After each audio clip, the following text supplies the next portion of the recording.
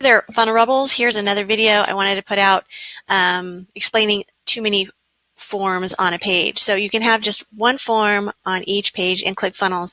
Some of the most common mistakes are having an additional form in the pop-up. Say, for instance, you have a long sales letter and people are scrolling. We'll just kind of make this, we'll just clone a bunch of these so we can scroll down. Maybe, there's not a form here, but all the way at the bottom, there's a second form.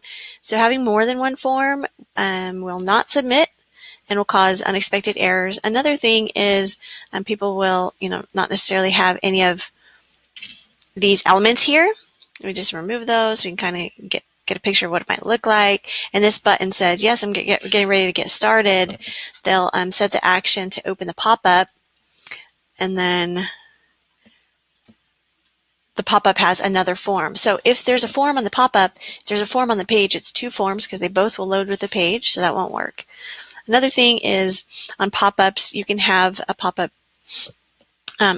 show when the user tries to exit. This is kind of useful if you want to capture that lead information, that contact information. You don't want them to leave, so you want to give them another option. So that's something else that we see is another form on the pop-up. As they go to exit, again, there'll be two pop-ups on the page and it won't work. Another issue that we see is, let's say we set this for, let's just set this for mobile only, right? So you can only see that on mobile. And then we can set this one for desktop only. So when we look at it on desktop, we can remove this to avoid any confusion. On desktop, we've got this, and then on mobile, we've got this. That's two different forms. Again, it'll break it because you can have just one on the page, and you may or may not have known, but if it's mobile only, it does load with the page, so it's considered another form.